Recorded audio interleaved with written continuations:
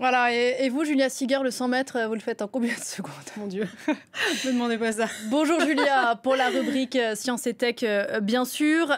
Lors de ces Jeux paralympiques, certains des athlètes vont concourir avec de vrais bijoux high-tech, et c'est de ça en partie dont on va parler avec vous aujourd'hui.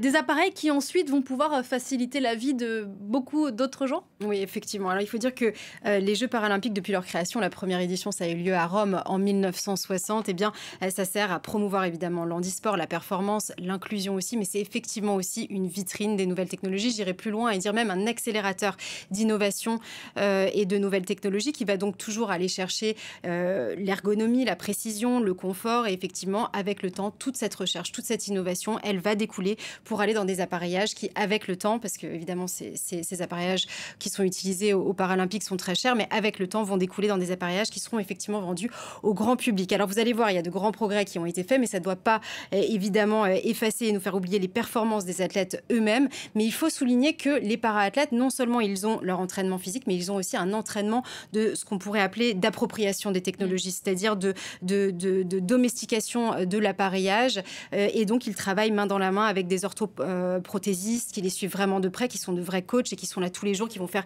vraiment de tout petits changements pour faire en sorte que, par exemple, les prothèses soient les plus naturelles possibles. Donc, tout débute, je vous l'ai dit, à Rome en 1960, avec, à l'époque, vous le voyez sur ces images, beaucoup de fauteuils roulants, mais la première prothèse de compétition vont arriver plutôt dans les années 80.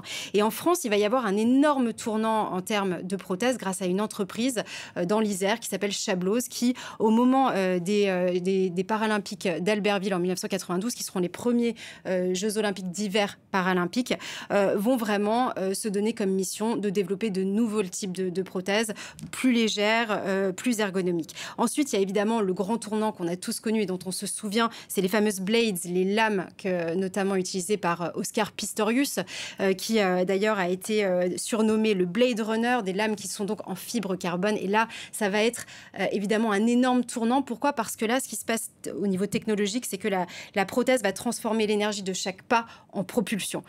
Et puis, je vais vous parler de cette dernière innovation, celle que l'on connaît actuellement. Ce sont des prothèses dites mécatroniques. Ça veut dire quoi? Ça veut dire avec des composants mécaniques et électroniques. Là, on va pouvoir scanner tout le corps du patient, prendre une empreinte du membre résiduel de l'athlète, modéliser aussi, confectionner, imprimer en 3D. Ça veut dire quoi? Ça veut dire qu'on peut aller extrêmement loin. On peut tenter différents matériaux et ce, en plus, en fonction du retour de l'athlète. Donc, ça vous montre que, par exemple, tout ce qui est modélisation, jumeaux numériques, impression 3D, ça a changé les prothèses de manière phénoménale. Alors, il y a des innovations sur les lames de course, mais aussi des innovations incroyables pour les athlètes malvoyants. Effectivement. Alors, je ne sais pas si vous savez ça, mais les nageurs aveugles et malvoyants, vous allez le voir sur ces images. En fait, le coach va utiliser une perche et va venir taper sur la tête du nageur pour le prévenir qu'il arrive et qu'il se rapproche du bord. Eh bien, aujourd'hui, pour leur donner justement plus d'autonomie, Samsung, notamment, là, c'est un des exemples, a développé un bonnet connecté qui va faire que le coach va pouvoir, à distance, activer son bonnet. Ça va vibrer et ça va lui indiquer exactement à quel moment se retourner. Autre innovation. C'est mieux que taper sur la tête de la tête. Voilà, c'est un geste qui n'est pas très heureux quand même. Donc, effectivement, et puis surtout, ça va aider à, on en parlait dans le sujet juste avant, à apporter plus d'autonomie aux personnes en situation de handicap. Autre innovation un petit peu dans le même genre, un autre casque connecté cette fois-ci pour le cyclisme qui est connecté à la 5G qui a été développé par Vodafone et qui va permettre aux cyclistes malvoyants ou aveugles de recevoir des instructions audio en temps réel et donc de pouvoir naviguer sur une piste.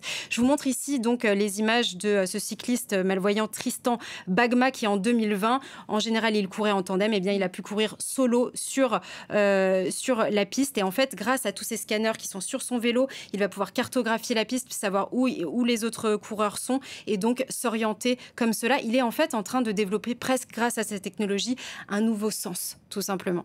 Ensuite je vais vous parler, donc là je vous ai parlé d'innovations qui sont extrêmement high-tech, mais il y a des innovations plus frugales qui ne sont pas moins exceptionnelles parce qu'elles permettent d'ouvrir des sports à d'autres types de handicap, comme par exemple Hippolybe. Vous le voyez ici, c'est une selle qui va donc permettre d'apporter plus de maintien, notamment pour des personnes qui auraient des problèmes d'handicap moteur. Mais ça va pouvoir, pour la population générale, apporter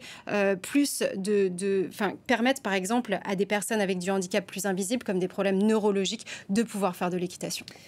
Magnifique, des technologies incroyables. Est-ce que toutefois elles peuvent poser des questions d'équité? Et effectivement, il y a souvent ces polémiques, notamment durant les Jeux paralympiques de Rio, où là, en fait, un nombre croissant d'athlètes amputés d'une seule jambe ont eu du mal à rester motivés, tout simplement parce que les athlètes amputés des deux jambes dominaient le sport en raison d'une supériorité technologique. Et là, il y a un vrai challenge du Comité international paralympique de s'assurer qu'il n'y a pas de dopage technologique. Donc, il y a des règles qui vont être mises en place. Je vous donne un exemple. En théorie, plus la lame est longue, plus la propulsion va être importante.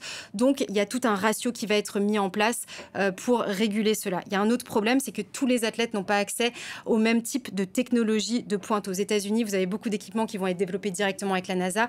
Ici, en France, c'est avec Airbus qui a pris plus de 55 dossiers pour ces Paralympiques 2024 de Paris.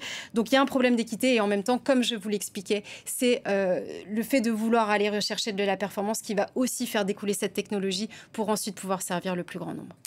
Merci beaucoup Julia, c'était passionnant, la rubrique tech consacrée à ces Jeux paralympiques. Dernière ligne droite avant le coup d'envoi.